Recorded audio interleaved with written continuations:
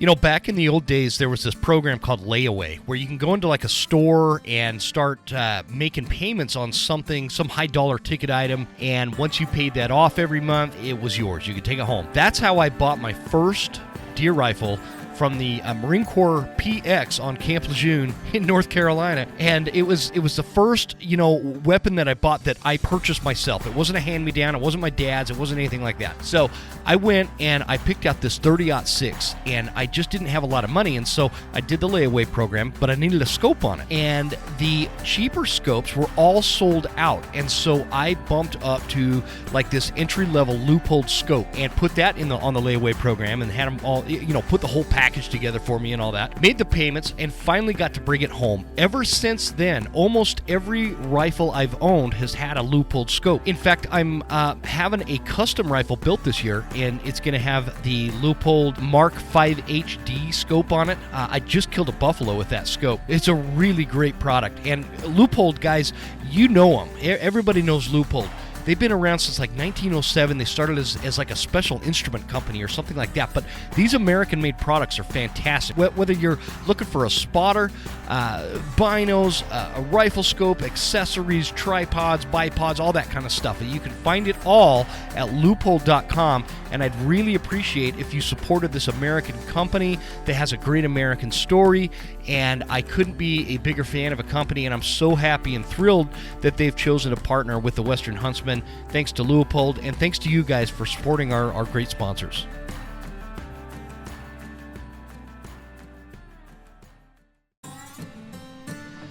Experience the evolution of accuracy with the new Browning X-Bolt 2. Guys, this rifle is something else. With the introduction of the X-Bolt, Browning has set a new standard in the development of bolt-action rifles. It was created around the goal of total accuracy, where every component worked in unison to improve downrange performance straight out of the box, from windswept tundras to rocky peaks high above the tree line to African plains and everywhere in between. The X-Bolt delivered the tack-driving accuracy a Browning rifle is respected for. And that's super true, guys. I really like this rifle from a standpoint of, like, it's not super heavy, it's not super light. I put a really nice scope on it. I love that Veritech stock because that is like one of those pieces of accuracy that, that interface between the rifle and the shooter. Not everybody's the same size. The DLX trigger, you can get the plus magazine system for extra rounds. Great all-around rifle in the field. For those of you that are looking for a rifle this year to take to the field that you can feel real confident in and get really comfortable with, this is the rifle to check out. The Browning X-Bolt 2 should be one of your top contenders. Link is in the show notes.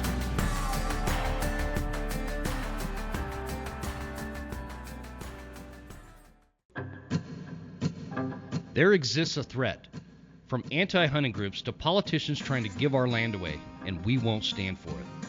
Those vast western landscapes provide the space for our wildlife to thrive and a place for hunters and anglers to fuel the fire that sparks their soul. In this show, we share our love of hunting, fishing, and conservation. Here, we provide the foundation to meet these threats through passion and the grit of the American outdoorsman. Welcome to the Western Huntsman Podcast.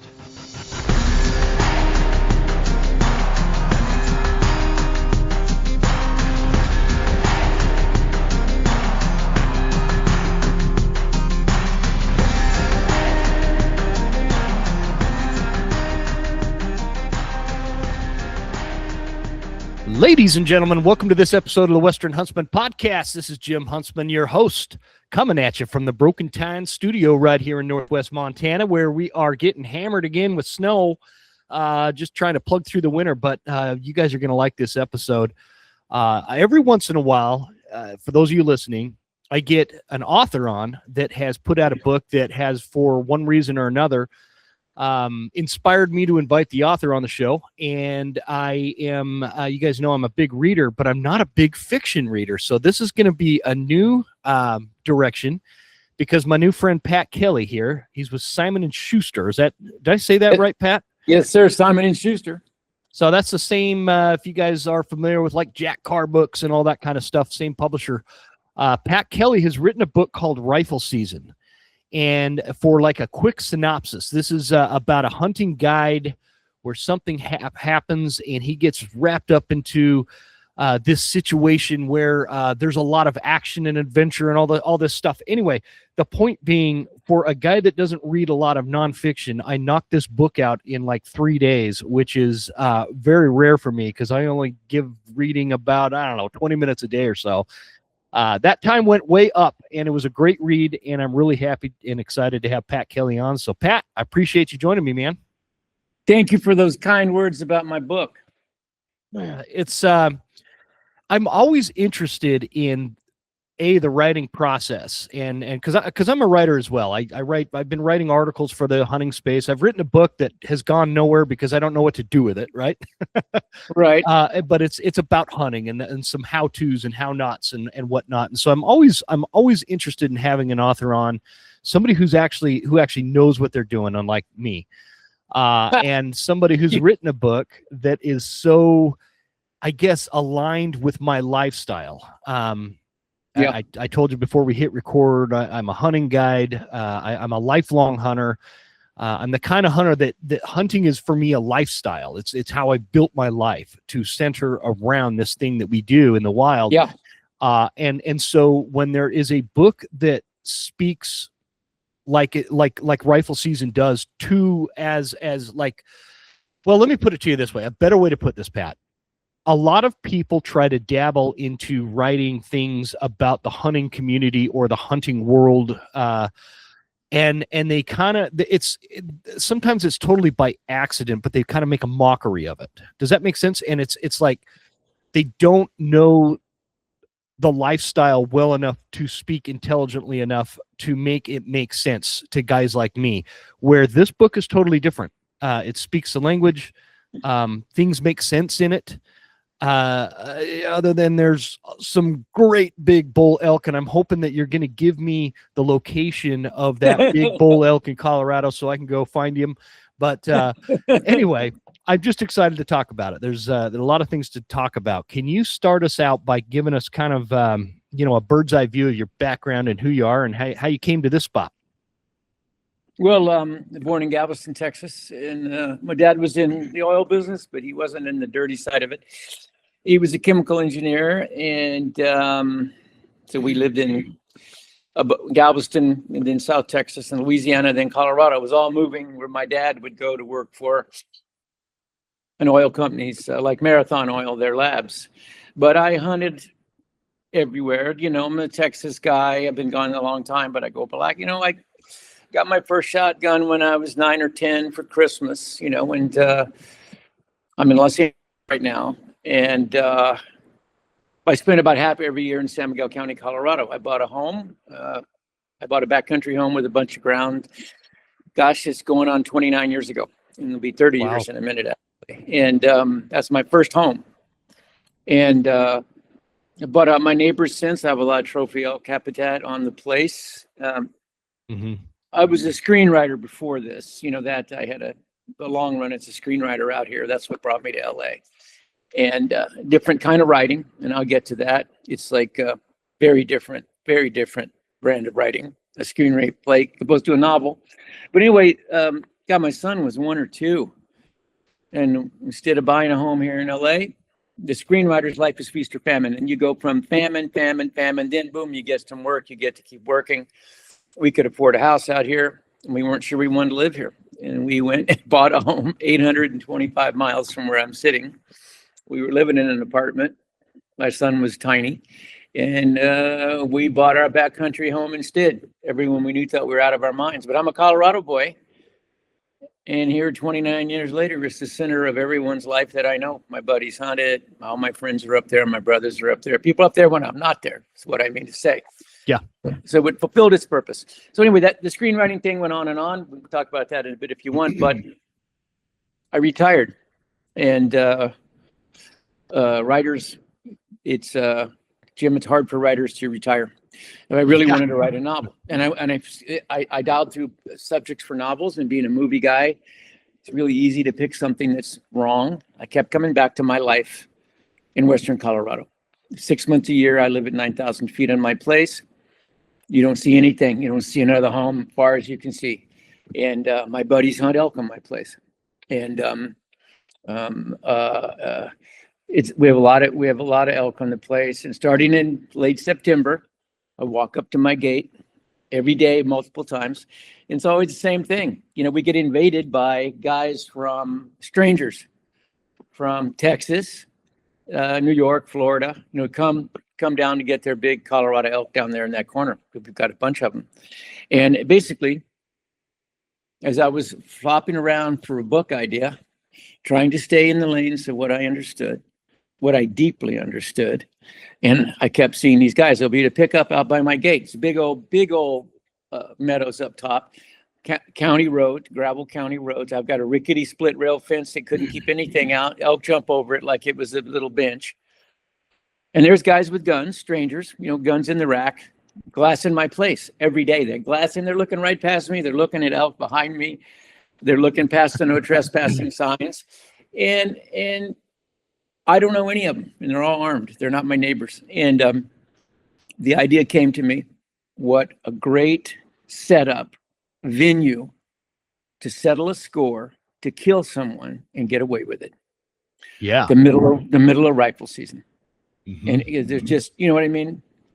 If you're any good, I got buddies that are always shooting animals at 600 yards. You're never going to get caught. I shouldn't probably say that. It's just a great place to kill someone, get away.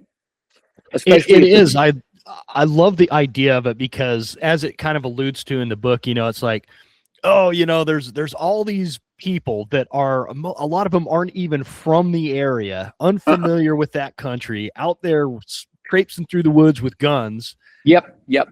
I mean, it makes sense to me. It'd be, yeah. Especially, so that was the setup. When it's the rest is the specifics of the story.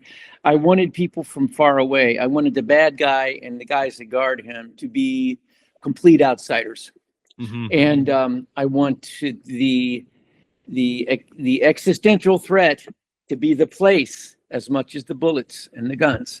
The place will kill you, especially that the blizzard in the story really happened in the very early 1900s in Montrose County, and they got super early 3 feet of snow, and it messed with everybody. Even nowadays, you're up there, say you're up 9,500 feet, and you get a snow like that, and you are not 100% prepared, you're going to die. Absolutely. And so put it in. I wanted the battlefield to be. I wanted Mother Nature. I wanted Mother Nature to be one of the big. And then, of course, with the thing at the end, without ruining it for people that haven't read the book, I wanted Mother Nature to finish it off at the end. Yeah. That was she did the kill shot right there at the end, and that was the whole thing. And I as a writer, talking to anyone who wants to do that sort of thing, first of all, I'd say to any writer, I talk to a lot of young writers about screenwriting and novel writing now, and I always start with the same statement: is there anything else in the world you think you might rather do? Because if so, do it. Because it is a tough, as you know, it's a tough slog. Yeah. And it's truly a grind. But I picked something where I had absolute command of the facts. I had absolute command of what things look like and smell like and feel like when you're walking on them, and what they sound like. I have a 5-acre gravel pit in my place. In the middle of my place is 5 acres, and it's a kind of it looks like a crater, and it's got a sloping berm at one end, and it's exactly like 350 yards from 400 yards from one end to the other. So all my neighbors sight in all their weapons up in my gravel pit. So, over a course of a year, I get to shoot everything. A lot besides elk rifles, because my neighbors are oddly armed. It's really funny. It's really fun. No, it's funny you say that. Like, I think that anytime you talk about like the rural West, I'm at, I have neighbors that I don't know how they are even able to have some of the weapons that they have. Yeah. But it's pretty fun because we get to shoot a little bit of everything around here. No, it's like look, the whole concept of free country. Play by the rules, be safe. What's downrange, and it'll work out. They're not gun nuts, they're not criminals. But they unlimber, they bring out an AK-47, everyone's then sighting in their elk rifles, and they go, what are we going to shoot with this? What's this for? Yeah, I know. And it's and I got to start, like, as a disclaimer, I never know what is okay for me to, like, I don't want to give away the story, but I there's don't so know much, you know what I mean? I think we have to just I don't know. Well, I'll just leave details out from the standpoint, because the things that just start rolling off of my head after I read a story like this is, first of all, Pat, like you did, you nailed the realism of a lot of factors when it comes, whether we're talking just elk hunting or we're talking about hunting with an outfitter, or hunting in the West during a blizzard and that time of year. You know, you're right. Most hunters go into the field that time of year not prepared for 3 feet of snow anyway.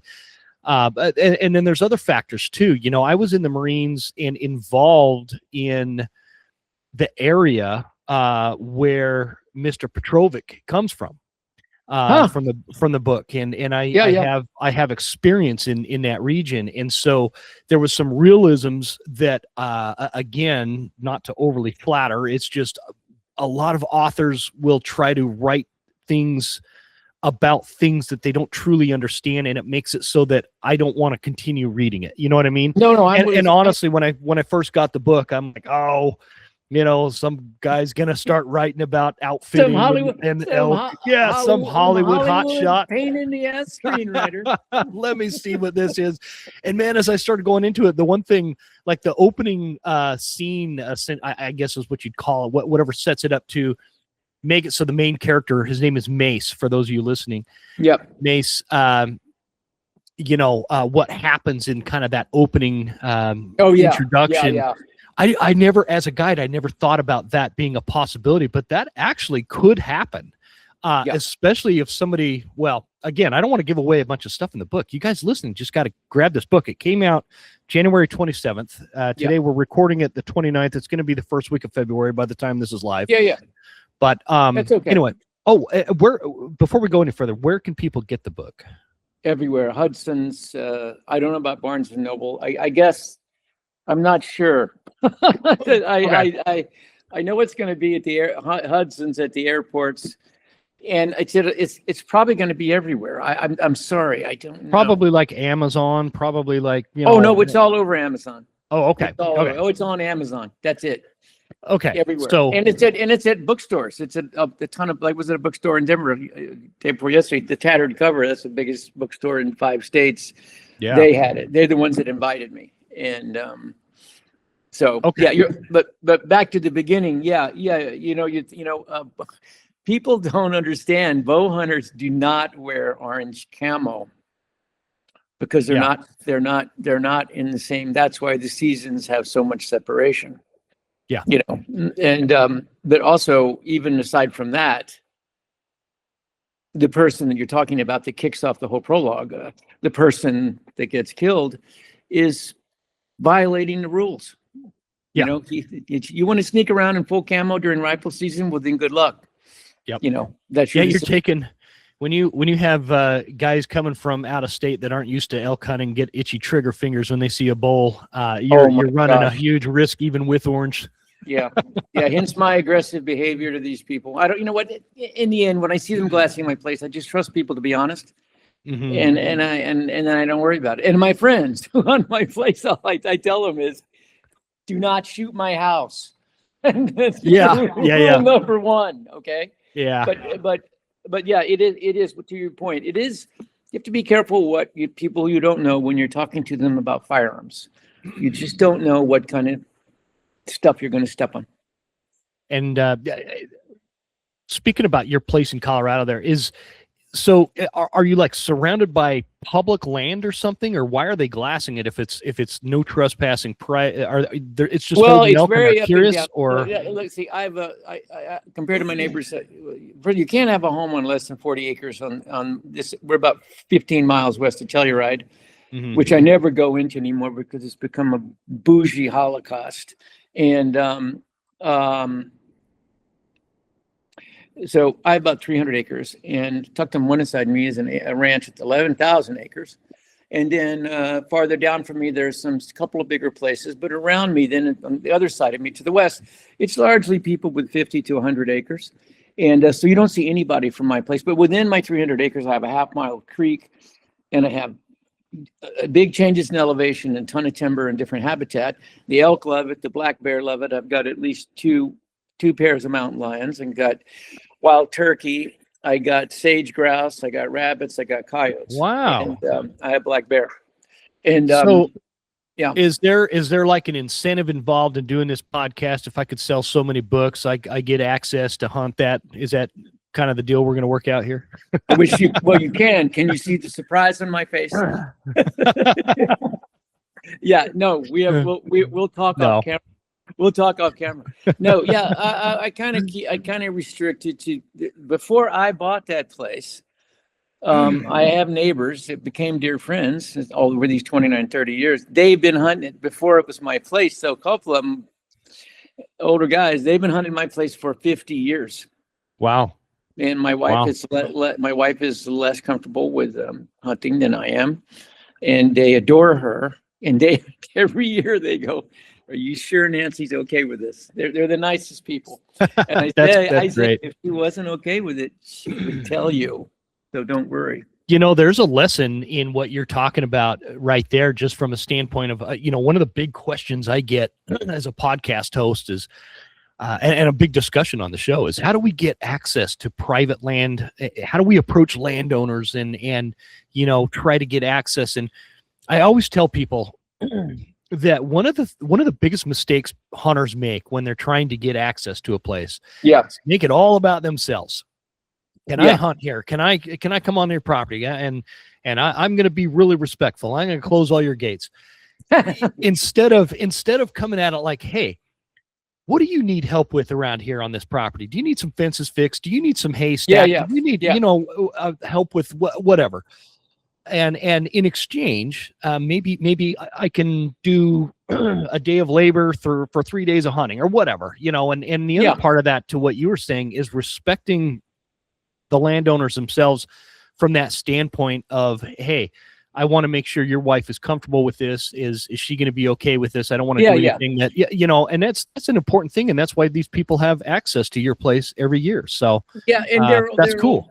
They're old friends, but then, a lot of this thing that you're talking about, it's a minefield because of politics today, which I don't want to stray into, but I'm going to tell you, especially, Wyoming is a different political setting. I love Wyoming. I'm up there a bunch, and I worked in oil field for 4 years in college, and Montana, White Sulphur Springs in one of them.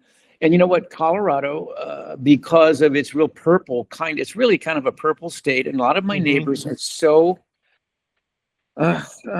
lovely, but woke.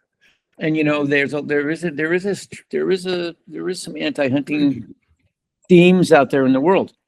And the thing to me, the thing is just, come on, man, abide with other people's preferences, and everyone play by the rules.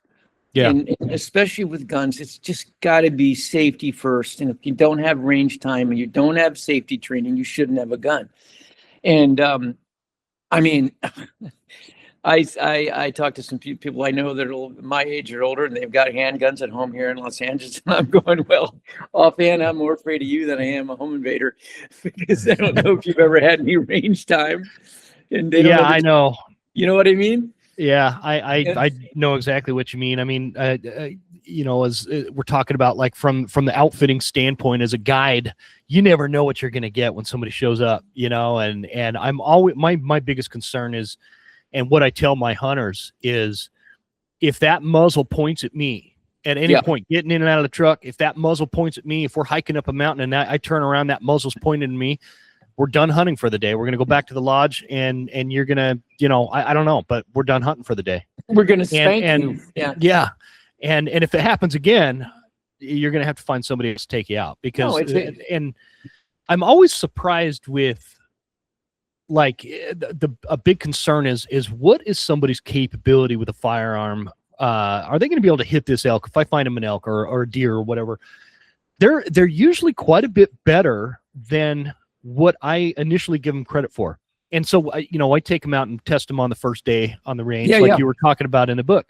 We have a range set up there, and we can really reach out there and see how far they could shoot, how accurate they are. And people, I think, when they're paying a bunch of money to come to an outfitter, spend the time to actually prepare themselves up front. And that changes when it's like a corporate function and they're just kind of being drug along with the rest of the guys in the company to go on this hunt. They don't really want to do it, and they've never shot. And so it's really important to find that out right up front. And I am pleasantly surprised, though, for the most part, because you'd think that would be a big concern. But the safety part is the biggest concern. It's the whole thing. And there have not been many. The hunting accidents are fairly rare. Mm-hmm. That's a statistically true statement. Absolutely. But about what you asked me, if someone really wants to grind into getting permission on private land, it's very simple. We're in San Miguel County, Colorado. You just get on the assessor's site. It's not limited to people that own property in the county, which is 70 miles long. And you can see exactly who owns everything, and you can find them, and you can ask. And then I think number one, if the person offered perhaps to pay their way to hunt, but see, that's not even the real thing. The real thing is to get through the person's sensitivity either way. Yeah. If they're a vegan masseuse doctor, you're probably not going to get to hunt. What I mean? If they're very true. But and then the other thing is, you're going to have to go for people that have fairly large places, because even on 40 acres, that's all, you're not going to be that far from someone's home. Yeah. And I have people like that size.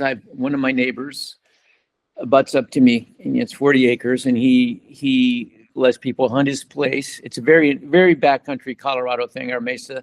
We just got power not that long ago, underground power. And he lets people hunt his place. And they, all he takes is he field dresses it like a gourmet chef in freaking Tokyo. He field dresses it, butchers everything, but he takes half the meat. And so they hunt for free, and he gets them on an animal. But literally, his place butts up against me. So here's my place, and here's his place. You want to hear a hunting story? Yeah, man. I love hunting stories. So I'm here in LA in our house. But we'll be back in our house in the spring. It's just smoke damaged and everything's messed up around it. But anyway, I'm dead asleep, and it's like 5 a.m. here. It's 6 a.m. in Colorado. And my phone rings. I see it's my neighbor. And I go, yeah. Oh, no, it's not. It's a guy that's going to hunt my place. And he calls me. And he says, I'm up top. He's in a bunch of scrub oak where you can see everything. And he goes, I heard a shot. This bull just ran across the road, jumped your fence, and is lying on your place right now. And the people who shot it are standing across the way. And they want to bring a vehicle onto the place and get the bull. And he goes, and they say they live across the road. And I said, this was a friend of my friends were going to hunt. He didn't live on the mesa. And I said, well, is he there? And I said, can I talk to him, please? And he puts my neighbor on the phone. He goes, I'm really sorry, man. The guy shot this bull. He jumped your fin. It's dead. It's dead. Can we just get on there and get it? And then it's this thing, life at 9,000 feet. You drive a damn truck across the top of a meadow at my place. The tracks are going to be there for years. Yeah, absolutely. So I'm like, all right, just do it. Keep your truck by the fence. It's all this. But you're in Los Angeles, and you pick up the phone, and it's this little portal to another world. Oh man, yeah. Dark, bulls lying there in a light spit of snow. Everyone's armed, turn around. Can we just get the bull? So anyway, obviously, I said, of course, get the animal. Mm-hmm. And then my neighbors are all super. They watch my place, I watch theirs.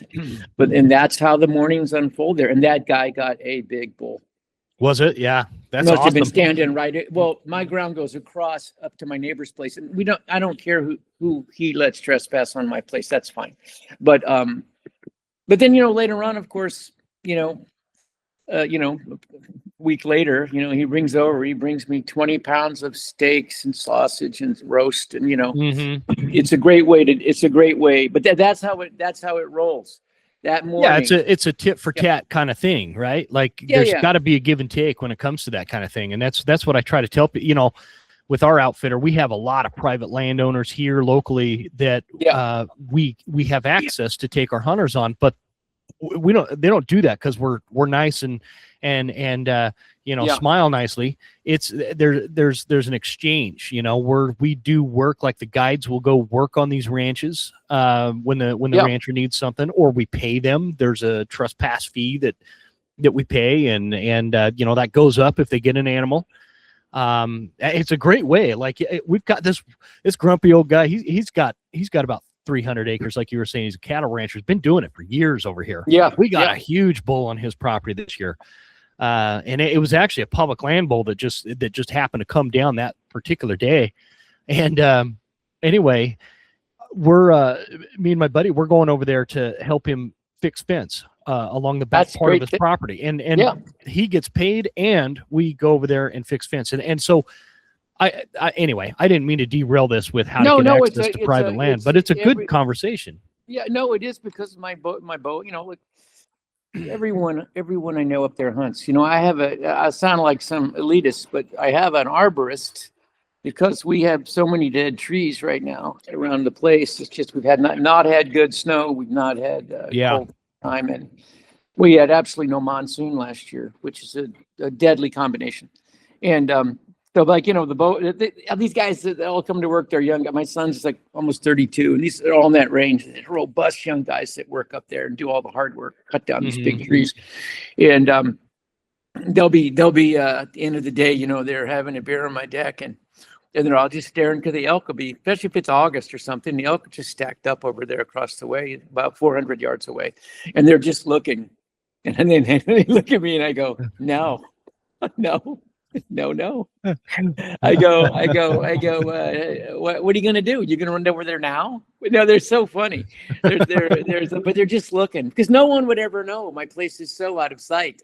Yeah. And, I can read because I have a boy that age. I'm like, just do your job. We'll talk about that stuff later. But it's you sit on my deck. And, that's what my deck looks like. I don't know if you can see that.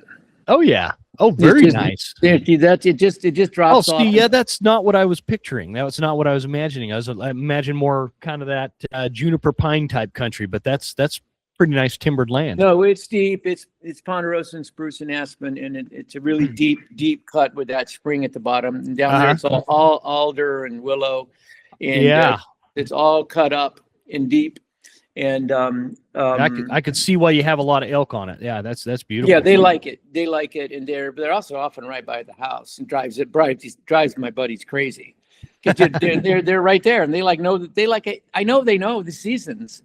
They might be surprised by archery season, but not muzzle loading. Yeah, and not rifle season. I just don't believe they don't hear those sounds and change their thinking. And it's just like here. I watch that big open space across the thing. It will gradually fill up with cows in the morning. And that's where they transition to this big meadow, where I also find arrowheads. And it's about, as the crow flies, it's probably now about 600 yards from my deck. And they'll come out, they're there. And then when it's way light, the sun's way up, the bull, one or two bulls will stroll out. They don't come out first. They want to see what happens to the cows. No, you nailed that. You nailed that in the book. You talk about that in the book. Yeah, that's right. Where they're, they're I think I can't remember if it's Mace or if it's what's the other guide's name that has the Model 94 Winchester? Will. I think he's explaining it. Yeah. No, Mace is telling her. He's telling one of them. Oh, that's right. Yeah. He's telling he's telling the bad realtor.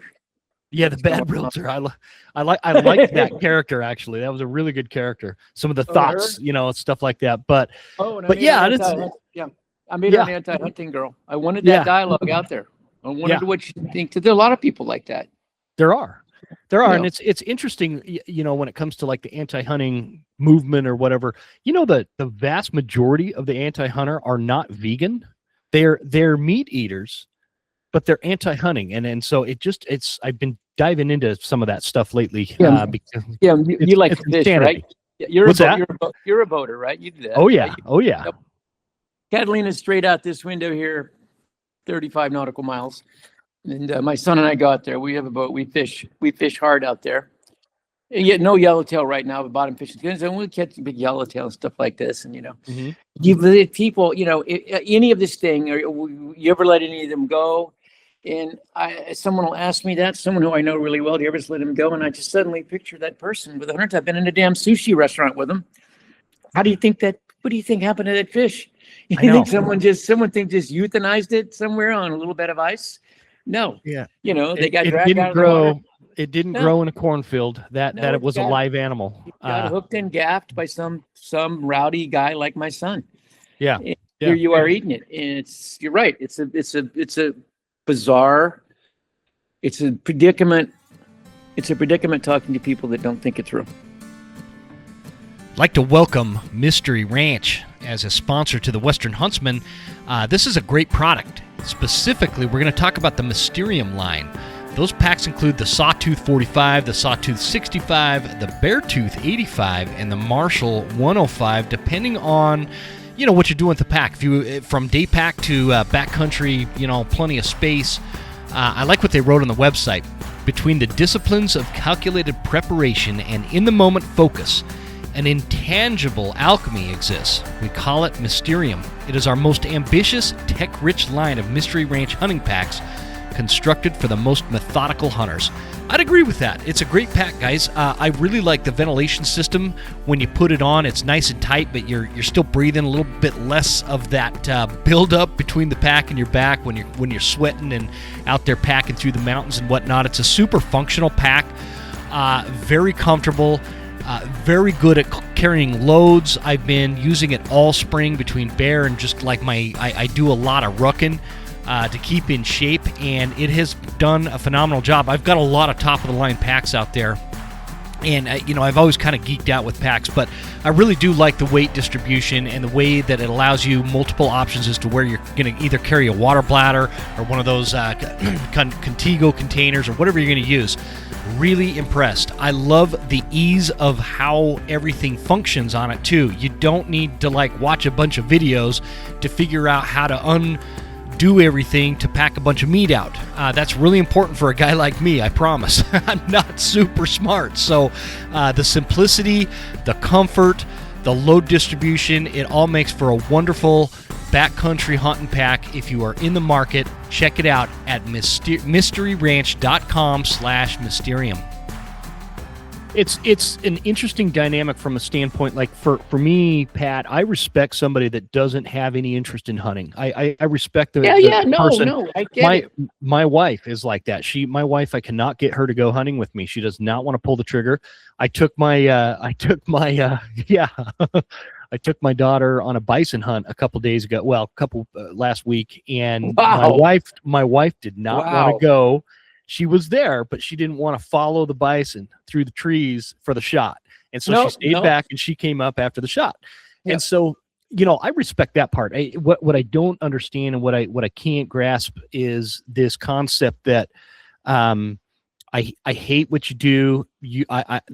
As a human, I disagree with your existence because you choose to do this thing that I instead just go to the grocery store and buy. Yeah.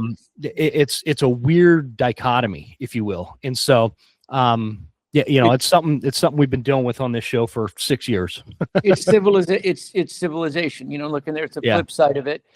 There's, there's people that occasionally, like one of my close friends, they're scouting.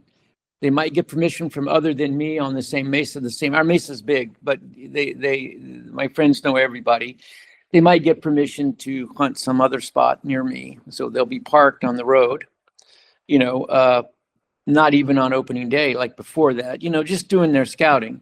Mm-hmm. And, or they might be doing during actual rifle season. They have a rifle in the window, and people will go by and lay on their horns for 10 seconds. Man. And, that's illegal in Colorado. It's illegal everywhere. Yeah. Yeah. And there it is. You see right there. My buddy, the one I'm talking about, he was a damn Vietnam vet, infantryman, shot, medaled up, all this stuff, Army guy, a little older than me. And he's the one who's hunting. And these people are harassing him. And you know what he says to me? He goes, I feel like I should go to the police, but I don't want to. But then do what? I mean, none of it would work out. But Yeah. this Wouldn't go is anywhere. no, but this is the thing. People can act out on both sides, and some of the hunters. Yep. Guy watched over my place. One of my neighbor, he's found guys on my place with guns, and and he's unarmed fella. He's a really nice guy, and he's like, "What are you doing?" And they just go, "Oh, but we." And he goes, "Come on, come on," like he's the nicest guy, and they leave. But there they were in the middle of my place with rifles. But that's. Oh, go ahead. No, but listen, I don't. My place isn't. What am I do? Put up a hurricane fence around it? I can't afford to fence it. It's stupid. I don't want the animals to. I want it open. It's fine. I put up posted signs, and I trust people to be honest. And beyond that, and especially if I'm not there, what am I going to do about it? Nothing. Yeah, not much we can do. That's another important conversation that's had on this show quite often is how do we as hunters, to the general public, you're not going to change an anti-hunter's mind. You're not going to. No, never. That's not going to happen. So that's not the point. But to the general hunting public, how do we behave as hunters and as outdoorsmen to reflect the most positive light on our lifestyle so that we don't have that negative connotation, such as the people driving by honking at the hunters to try to ruin their hunt. And that's happened around here before too.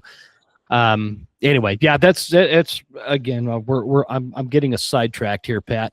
Go ahead. Go. So tell me a little bit about, I'm curious about, in the book, you're talking about, you were a screenwriter, well, in the credits in the back there. What do they call that? Where your biography? Yeah, my biography. Yeah. It talks about you were a screenwriter for like A Perfect Murder and Don't Say a Word.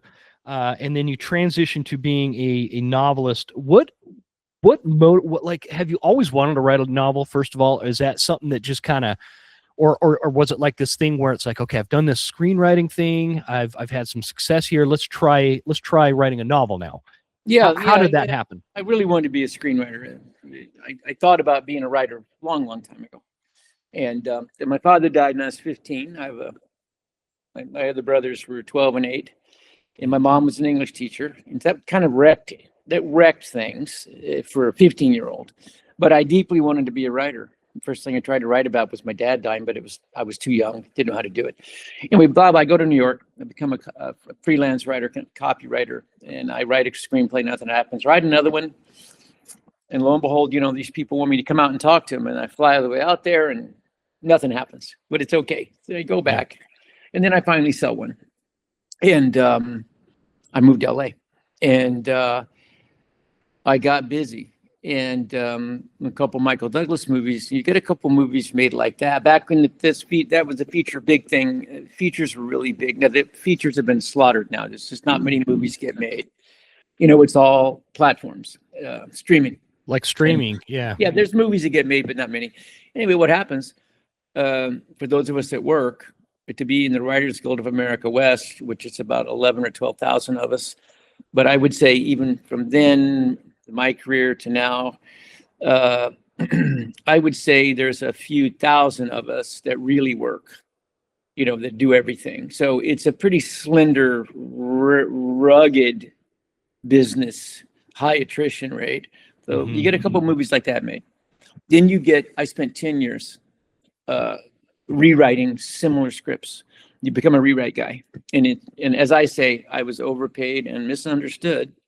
And I did it for about 10 years. And then, honestly, Jim, I just got sick of people looking over my shoulder. I got paid really well, but I have a healthy arrogance, and I got tired of working with people that, first of all, writing to suit. You're like a tailor, you know what I mean?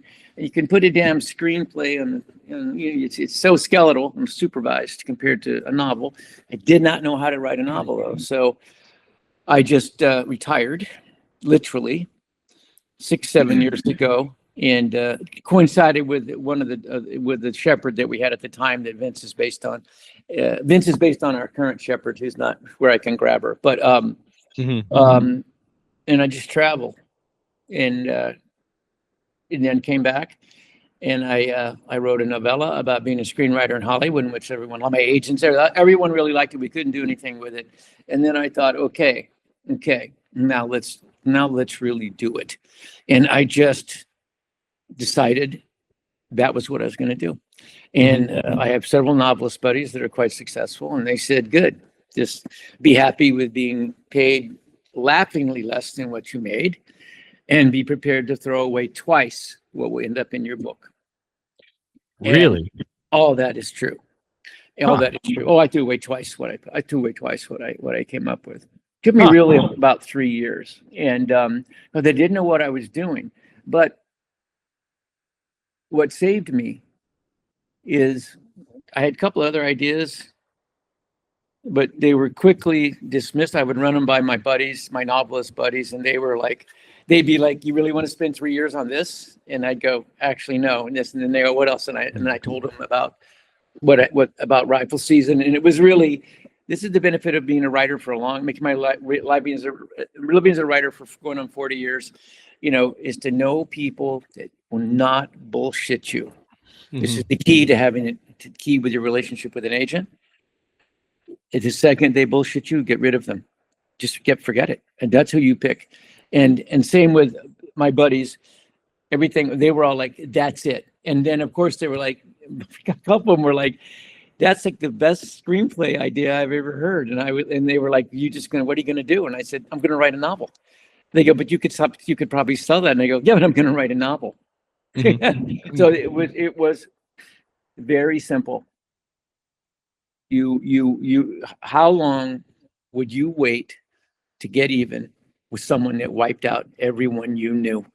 How long would you wait? You'd wait as long as it took. Number one, where do you want to do it? The guy you want to get, he's a chronic big game hunter. He hunts all over the world. His bucket list is down to a couple things, and one of them is the legendary Colorado bull elk. And you find out he's going to San Miguel County to hunt, and that's where you're going to kill him. And you're going to find someone. You're going to find someone to guide you. But obviously, I made it much more complicated.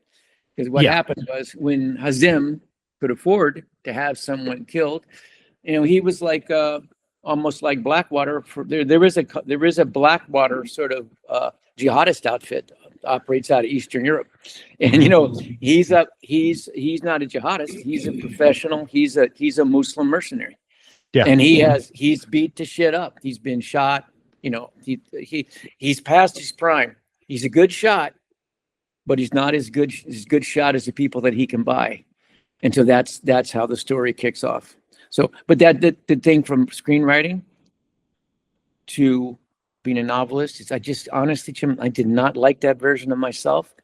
I was like this distracted, money hungry, arrogant guy. I cut a swath. I mean, we sold the TV rights to the book, and so I had to brush shoulders with people that I hadn't seen in years and years. And every one of them would have a story. Pat, remember when because I was like a run amok Irish Texan in Hollywood, and I didn't have any filter. And for instance, the lovely people that made Perfect Murder, those producers who made a ton of movies, including like The Fugitive. The producer's my friend. He's a legendary producer. He passed on. We're talking. You want me to rewrite something? They were going to pay me and everything. And I turned in a draft, and it was like they wanted it to be more like some movies they already made. This is the kind of thing that you run into because there's safety and profitability of the past. Sure. So I said, this guy, I can't say it completely organically because we're on the show. And the guy said, remember, you took the script, you rolled it up, and you shoved it into his stomach because he was sitting right next to me. And you said, why don't you write it your blank and self? and then I got up and left. And I do remember that I got up and walked to my car. And that guy, that producer who still works with, he followed me out to my car. He was working on that thing. And he's a reasonable person. And I was not reasonable. And he said, why did you do that? And I said, I don't know. But that was it. That was that version of me lurking inside me. And so when it ended. And I turned my back hard and I said, like, this is where I'm going to make my stand. I'm a writer. I want to win. Every writer has this thing. You want to win? People go, what do you mean you want to win? Win what? You want to write something good that people read and say, I really enjoyed that. I don't want it read by producers and directors and actors who don't know. You know what I mean? That was part Anything of about it. Yeah, yeah. Well, there's a lot of lovely people in Hollywood, and I had no bad experience. Really overpaid and misunderstood. That would be my headstone in Hollywood. And they're smart, lovely, and I know actors that I really like, and producers and directors are all by and large very smart people. Mm-hmm. And the thing for any writer is to not wear out your welcome.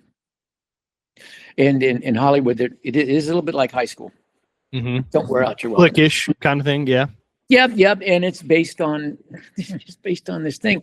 The I don't have a copy of the book anywhere, but that's the work.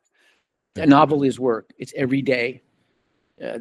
My office is this couch over here now because my office up in Malibu is not habitable, and I'm there sitting there at 7:30 drinking coffee, working, and I do it till 2, 3 in the afternoon, and then my wife throws me out of here. Get the hell out because I'm grumpy. But that's the work.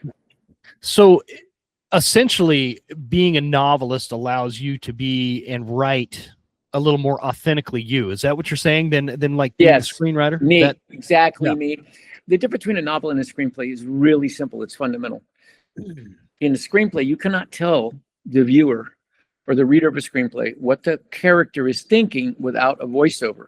And most movies don't have voiceovers. Those that do can do a good job of what they're thinking. In a novel, and why people read novels, in my opinion, is to hear what the characters are doing as they act on it. Yeah. And then you can hear what they're thinking after they've done it. That's the thing. I never get out of Mace's head, whoever's head is in the scene. There's scenes just like in a movie. The whole movie, the book is built in scenes like anything else. Any thriller is certainly built in scenes. And that's the most fun, is to say what anyone and everyone is thinking. And that's why a screenplay is this thick and the book is this thick. The difference is huge, and there's no one looking over your shoulder. No one saying, what about this, until you turn it in. And I have to say, Simon and Schuster, part of it is I had all the time in the world, and I am the perfectionist. They changed virtually nothing. Good. Yeah. Virtually nothing.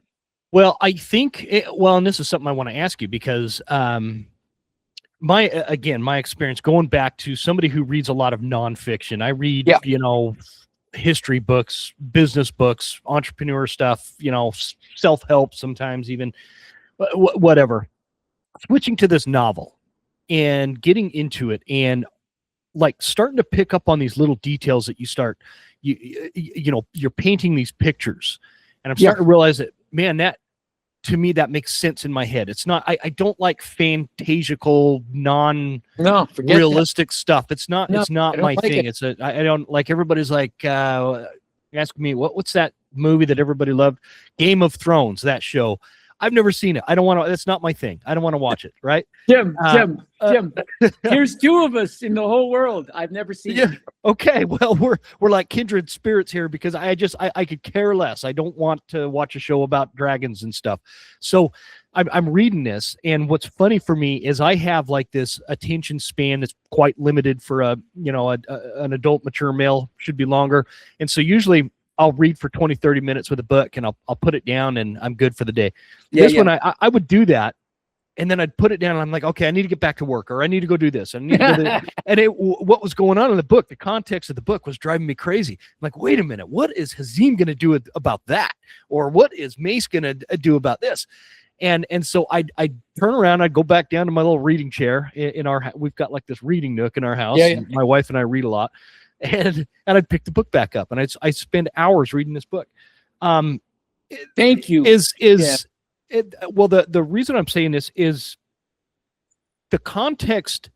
It flows. It makes sense, and it keeps your attention. There's like, how you read some books and there's a really good chapter, and then the next two chapters kind of bore you, and the next chapter is really good, and then another boring chapter.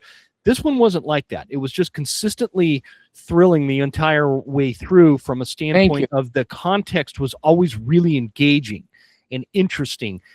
Does your ability to write like that, does that come from, do you think, the experience you had as a screenwriter?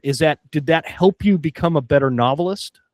probably subconsciously, there is a skeletal, quality to screenplays and brevity. And you can't sit around and lounge around and see what people think. So I'm very conscious of scenes, and I space them, and I insisted on paragraph breaks in the book, in the actual book, because I don't want anyone. When you go to a different people in a different location, I want to break, and I want it to go cleanly, to hinge into the next thing. But I didn't. I think the trick to writing thrillers is not to belabor the scenes, and to know exactly what you're talking about. The second I detect anything like you, I'm like going, that the person didn't do their work, or they didn't know what they're talking about. But I also, each scene, each chunk of writing has a really distinct ending. The tag of even the paragraphs before the breaks, I want it to be like, what's going to happen? Or I want it to be funny, or I want it to be some revelation. Like when Vince does that thing to that person who's a policeman, because you've lost track of Vince. And then, that sort of all of a thing. sudden, You want that to be the last little thing. You know what I mean? So this is called tempo. And, no, I just like it lean and mean. I don't want to read big expositions. I mean, there's really wonderful books that do that sort of thing. And at the book signing last night, I used the Overstory, which is a book set in the Northwest. And it's really great. It's fabulous. But he goes into deep flora and fauna stuff. I want to explain the habitat and the animals the same way we would if we were just walking through it, and someone would go, that's that, and that's that, and that's that. Yeah. We're gonna shoot from up there. We're gonna have the sun at our backs, and the other guys are gonna be right over here. And I use Will. Will is really a lot. He to me is the front runner of a good person in the gun and hunting business. He's soulful, he's careful, he's a good judge of human nature, and above all, he's careful.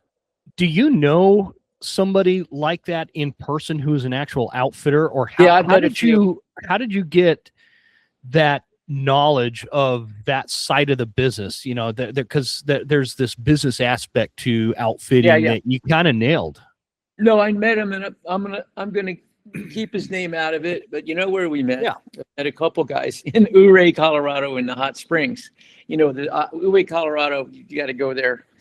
Summer it's a little busy, but it's got these huge public hot springs. It's Ouray, Chief Ouray. That's where he camped all the time because of the hot springs. He was ahead of his time. And within there's another private little thing. Is hot springs. It's really hot and really fun. Anyway, I met a guide, and a buddy of his was also a guide in the hot springs once. I was a buddy of mine who was a big elk hunter. And the second we started talking, it was like, especially my buddy, these were guides from northern Colorado, and they guided for every freaking thing. Yeah. And often would do guides just to get up on mountain lions if people wanted to see them and things like that. So no, I knew those guys. The other thing, there's a young friend of mine who I thank in the acknowledgments. And he's a bow hunter, and he is the most elk savvy guy I know. And I don't think he's barely mid-30s. And he scores relentlessly. I mean, giant bulls with a bow. And that's awesome. Guy, I picked his brain a bunch. And if I were writing a bow hunting story, I would use this guy. I mean, he's so meticulous. He's also he's a huge arrowhead hunter like me, and but he's so much younger, so much more fit. He goes these places, and then he kills me. He sends me a little photograph on his phone, the most perfect arrowhead sitting somewhere, and I'll go, "Where are you?" And he'll go, "Can't say." He's not giving you. I love it. There's a lot of bow hunters that are very into, and I'm one of them, that are very into finding these ancient arrowheads out there, because, and I think that what it is for me is it's a primal connection to the past. It's we're doing stuff, but it's a primal connection to the past, and so we're interested in finding those artifacts. No, it's a complete connection, and it makes him better at what he does. And this is the thing. Absolutely. You've got to drink in what these guys know, and you can't change it. In the second book, everyone who doesn't get killed in the first one gets to play in the second one, except there's more people, and it's much more people hunting. It's now about getting. They've come for the people that killed their dad. Good. So I got to tell you, I'm pretty happy to hear there is there's a follow-up to Rifle Season then. Cool. It's a rollicking gun fest, and it's just bad guys. It's the sons of the bad guys, and they bring more bad guys with them to hunt down our couple. And guess what? They came to the wrong part of the country. I'm excited for that because that was one of my questions was going to be, is there going to be a follow-up to this? Because I was a bit suspicious there would be the way that the book ends. And I was disappointed when the book ended because I was really enjoying it. And so having a follow-up to it gives me a little bit of hope. So Simon & Schuster that's fantastic. Simon & Schuster bought 2. They bought the sequel ahead of time. And Good. so I'm working like crazy on that. And it's a theme of also home game, home team. You want to come here? You want to come from Serbia, wherever the hell most Americans couldn't find on map. You want to come here and kill people that everyone knows? Yeah. Come see how that works out. See, that's like, I think a deep down for any American man. Yes. Yeah, those kind of thoughts. So yeah. You're Serbian special. You were Serbian special ops, were you? That's neat. Come. What's that saying? Everybody, it's fuck around and find out all the time nowadays. That's it. And it's about community, and it's about what does law enforcement do when people have come to kill law-abiding people? Although Jamie did kill a lot of people and get away with it. It's not clear, but what I do in the second one is everyone. It's a home game, the home team, and these people find out. They want to come to Western Colorado, fuck around with people that live there, see what happens. So it's very satisfying. I think it's like me. I'm a revengeful person. I mean, I'm a Texan with Irish genes. I'm the worst case scenario, and they asked me like this book signing. It's like going, what about the revenge? And I got a revenge essay published on. A crime platform today that David Brown told me. What about revenge? What about what? It's just revenge is just as potent as love and libido. It's just a shrapnel. It's explosive. It's going to go everywhere. I'm not ever going to apologize for that. That's ridiculous.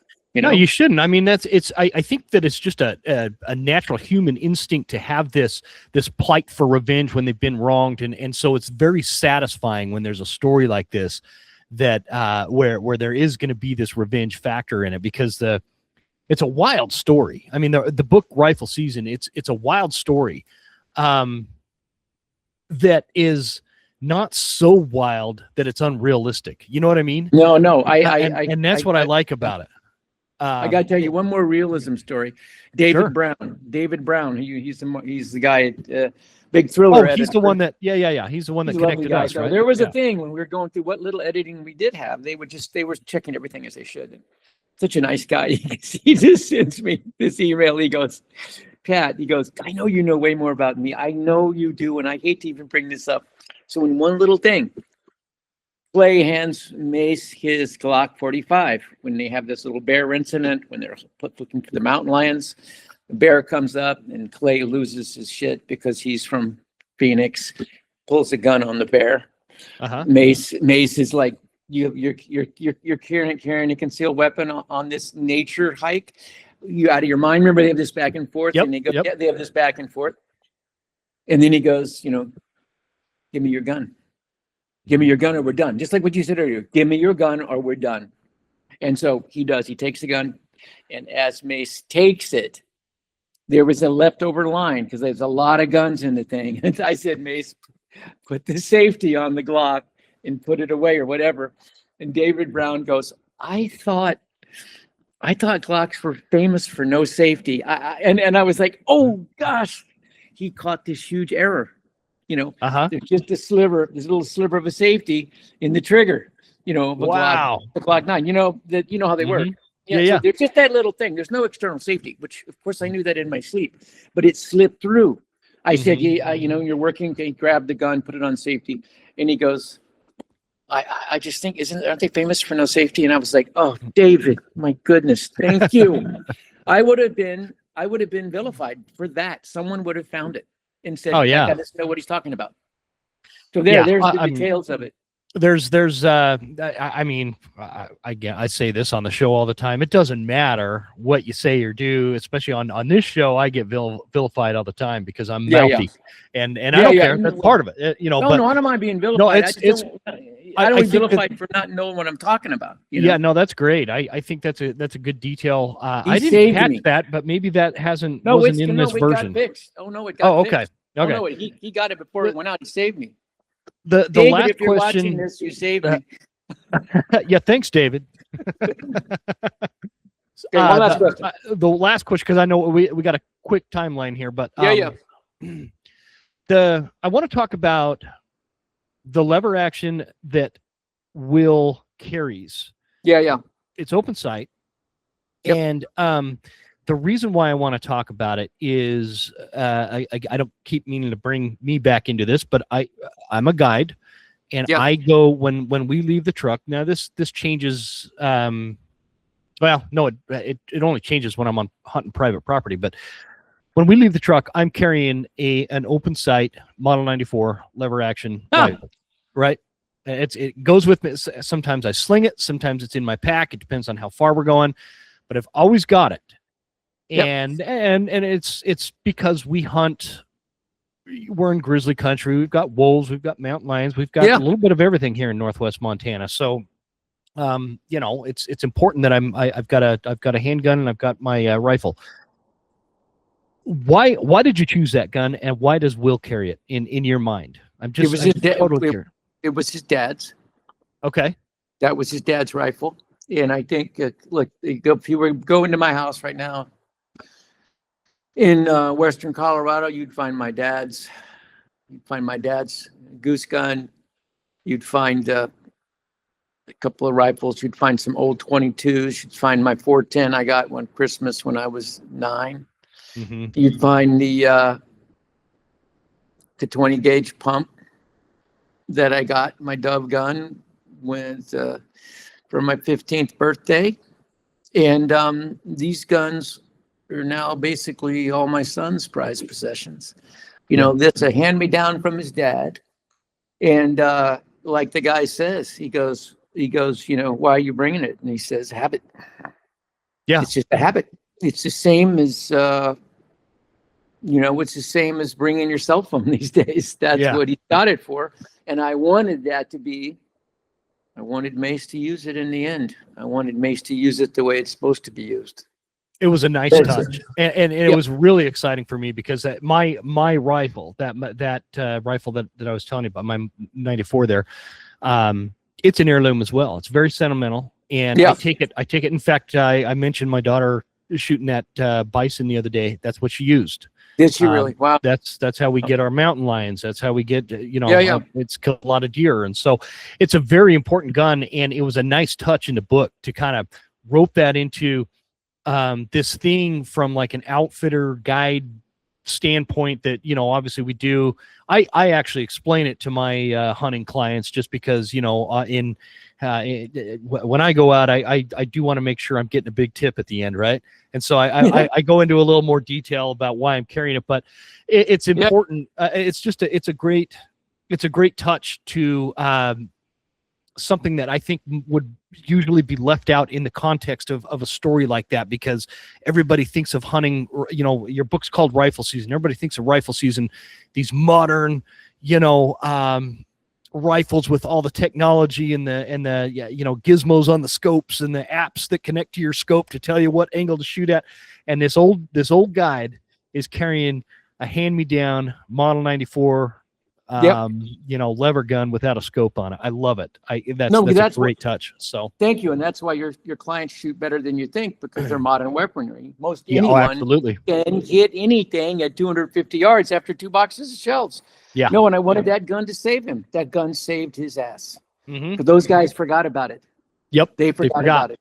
The bad guys forgot about it, and she sees it's gone off the guy's back, and 2 seconds later, that's all she wrote. Oh man. Well, Pat, sincerely, it's a great book. Any hunter, thank you, Jim, is who listens to this show. Any hunter out there would get a lot out of this book from an entertainment standpoint and just an enjoyment factor. It's real. It's raw. It's like a really cool story, and who wouldn't want to be somebody as skilled as Mace as a hunter? I know. Who gives us something to look up to, and strive for. So nicely done on that. I'm still living with him, and I will honor all these wonderful things that you've said to me, Jim, in the second book. I try and keep it. It's way different firearms. It's a little more sophisticated. These are all basically mercenaries that are coming for them. Yeah. But they came to the wrong place. So listen, I loved it. Anytime you want to do this again about anything I can do to help definitely. You just ask me, okay?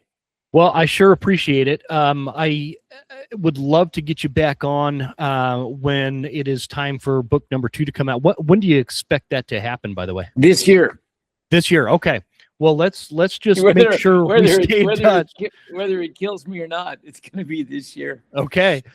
Yeah. Well, I like the enthusiasm. I'd really look forward to that book coming out, and I'm gonna take my copy of Rifle Season and probably take it up to the lodge at the outfitter, and just we always kind of keep some books there on one of the tables. Is that the early reader? The one you got? I think so. Okay. Well, listen, email me when we get done here. Okay. Okay. I'll make sure you get a nice new hard copy. Oh, cool. Yeah, I'd appreciate that. Do you want people to know about the Instagram? Yeah. What does it mean, though? Well, I mean, so for those of you listening, Pat he's not super active on Instagram. So, but if you ever post something, is there any social media you'd want the listeners to know about? No. And I'm sure you're just as disappointed as Simon Schuster was, because I'm just not that guy, but no, that's okay. Maybe you shouldn't do it. I don't know. Okay. I don't know with the Instagram. No. Just wait a minute. But send me your stuff. But if you think it's a good idea for the book, I don't want to stop you. So I don't know what to do. Let me ask David about it. Can I do that? Yeah, do it for sure. You got it. Just hang on to it for 1 second. And thank you for having me. Yeah, but send me your details so I can get you a signed little signed thing to you in a hardcover. Okay. Okay. Yeah, I'd love that. I would love that. So tell me where to send it. Okay. You got it. Well, thanks for joining me on the show, Pat. This that great book. Everybody listening, you need to go check it out. Rifle Season by Pat Kelly. You can find it on Amazon. You can find it anywhere pretty much books are found. Really easy to find. Any bookstore chain in Hudson's at the airport. Yeah, Hudson's at the airport. That's a good place to get it, because if you got a long enough flight, you can knock this book out in one flight. I could have. So great job. Thanks again, Pat. Stick on the line for just a minute. And for those of you listening, thanks for tuning in this week. I'd like to thank Browning in the X-Bolt Phelps game calls, Leupold Optics, and Mystery Ranch Backpacks. Thank you guys for supporting the sponsors that support this show. Appreciate it. And we'll see you guys next week. You made it. That's the end of the episode. Thank you so much for tuning in. Please make sure you're following us on Instagram at The Western Huntsman, and write us a good review at Apple Podcasts. Thanks, guys. See you next time. Stay Western, and I'll see you